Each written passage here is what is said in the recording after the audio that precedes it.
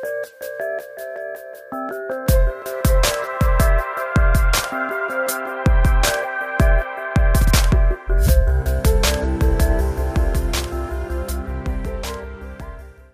practice number one, to get the most detail out of your HDR images, it will require the use of a tripod. Now there are going to be certain situations where maybe you forgot a tripod, maybe you don't have a tripod, or maybe you simply can't use a tripod in a certain scene. And for these, we will be discussing simple tips and tricks that can help you get away with basically shooting bracketed sequences handheld. But make no mistake about it, there's no replacing a tripod, and we're going to talk about that now.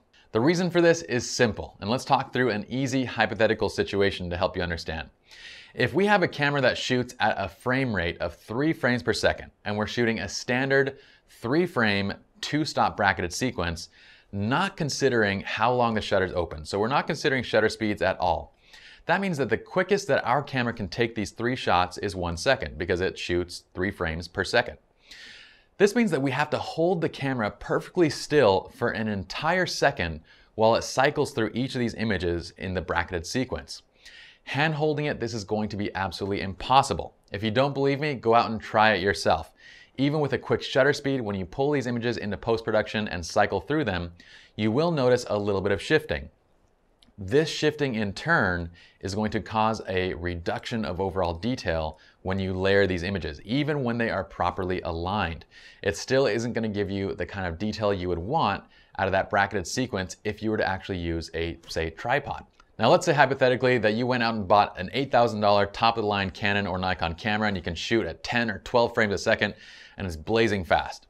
Well, you're better off in that situation with a handheld bracketed sequence than you would be with a camera that had a frame rate of say 3 or 6 frames a second. But still, this cannot compare to basically having your camera on a tripod.